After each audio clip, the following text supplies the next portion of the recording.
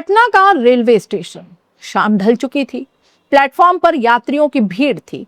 कोई ट्रेन पकड़ने की जल्दी में था, कोई अपने घर लौटने की खुशी में। उसी भीड़ के बीच एक दुबला पतला लड़का टिकट खिड़की के सामने खड़ा था। चेहरे पर थकान थी, आंखों में बेचैनी और दिल में हजारों सवाल। उसने धीरे से पूछा, भैया देवरिया का टिकट कितने का है? अंदर बैठे क्लर्क ने बिना सर उठाए जवाब दिया, 90 रुपए का। लड़के ने फटाफट से अपनी जेब टटोली। उसे उम्मीद थी कि शायद पूरे पैसे निकल आए, लेकिन अगले ही पल उसका चेहरा बुझ गया, उतर गया। जेब में सिर्फ 40 रुपए थे, यानी घर जाने के लिए पूरे 50 रुपए कम थे। कुछ देर तक वो उन मुड़े तुड़े नोटों को देखता रहा, फिर बिना कुछ बोले वहां से हट गया। उस रात वो प्लेटफॉर्म की एक बेंच पर जाकर बैठ गया। ट्रेनें आती रही, जाती रही, लेकिन वो वहीं बैठा रहा। रात गहराती चली गई और उसके मन में उठते सवाल भी। क्या पढ़ाई छोड़ दो? क्या गांव वापस चला जाओ? क्या वेल्डिंग का काम शुरू कर दो? या फिर जेसीबी चला लो?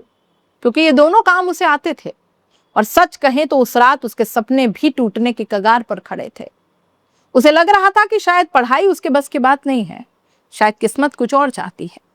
लेकिन उसे नहीं पता था कि उसी रेलवे स्टेशन की बेंच पर बैठा ये लड़का एक दिन करोड़ों युवाओं का पसंदीदा शिक्षक बनेगा।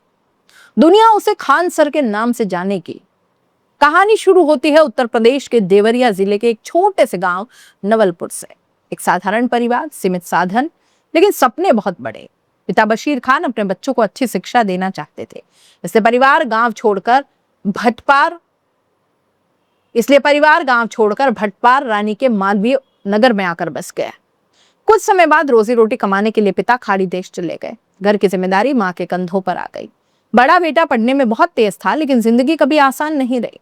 अंग्रेजी माध्यम के स्कूल में पढ़ता था, समझदार था, लेकिन भाषा उसके रास्ते की दीवार बन जाती। फिर भी उसने हार नहीं मानी। धीरे धीरे पढ़ाई जारी रखी। हाई स्कूल किया, इंटर किया और फिर पहुंच गया इलाहाबाद।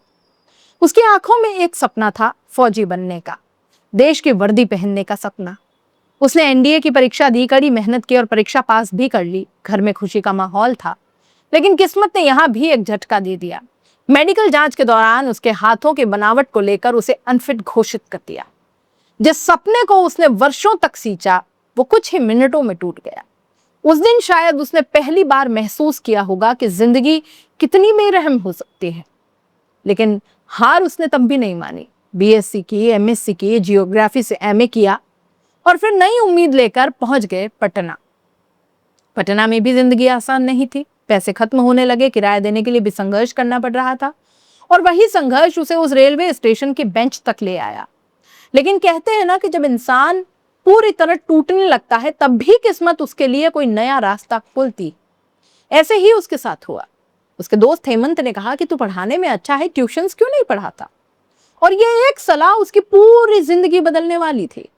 सबसे पहला छात्र मिला मकान मालिक का बेटा। मकान मालिक ने बोला, मेरे बेटे को पढ़ा दो, मैं तुमसे किराया नहीं लूंगा। उसने पढ़ाना शुरू किया और सिर्फ कुछ ही दिनों में बच्चे में बदलाव दिखने लगा। मकान मालिक खुश हुआ। उसने दूसरों को बताया, फिर एक छात्र आया, फिर दूसरा, फिर तीसरा, और देखते ही देखते मोहल्ले के बच्चे उसके पास पढ़ने आने लगे। उसे पहली बार एहसास हुआ कि शायद भगवान ने उसे पढ़ने के लिए नहीं, पढ़ाने के लिए भेजा है। कुछ समय बाद उसने एक छोटा सा कोचिंग सेंटर शुरू किया और नाम रखा खान जीएस रिसर्च सेंटर। पहले दिन सिर्फ 6 छात्र आए। छात्र भी उसे देखकर मुस्कुरा रहे थे, क्योंकि वो खुद भी एक छात्र जैसा ही दिखता था। लेकिन जैसे ही उसने पढ़ाना शुरू किया, बच्चों को एहसास हो गया कि ये आदमी साधारण नहीं है, अलग है। उसके पढ़ाने में किताबों की भाषा नहीं, जिंदगी की भाषा ज्यादा थी। उदाहरण थे, हंसी थी, मजाक था और सबसे बड़ी बात समझ थी। यहीं से शुरू हुआ खान सर का सफर। फिर आया यूट्यूब। एक छोटा सा कैमरा, एक छोटा सा कमरा और सपने बड़े। वो खुद वीडियो बनाते, खुद एडिट करते और खुद अपलोड करते। धीरे धीरे वीडियो वायरल होने लगे, लाखों लोग जुड़ने लगे, फिर लाखों करोड़ों में बदल गए और आज करोड़ों छात्र उन्हें जानते हैं, उनकी आवाज पहचानते हैं, उनकी क्लास का इंतजार करते हैं। लेकिन जितनी बड़ी सफलता होती है, उतने ही बड़े विवाद भी पीछे पीछे आते हैं। नीट पेपर लीक का मामला हो, शिक्षा व्यवस्था पर सवाल हो या फिर मीडिया के साथ टकराव हो, खान सर लगातार सुर्खियों में बने रहे। आज उनके खिलाफ कोर्ट में मामले चल रहे हैं, विवाद है, आरोप है, राजनीति है, बहस है, लेकिन इन सबके बीच एक तस्वीर आज भी लोगों के दिल में जिंदा है।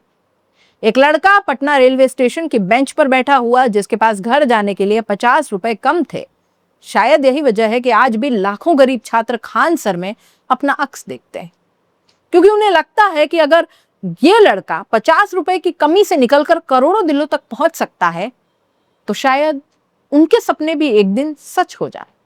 और यही किसी भी शिक्षक की सबसे बड़ी जीत होती है। आप इस पूरे मामले पर क्या कहना चाहते हैं? अपने राय कमेंट बॉक्स में लिख दीजिए। जाते जाते चैनल को लाइक, शेयर और सब्सक्राइब जरूर कर दीजिए। नमस्कार।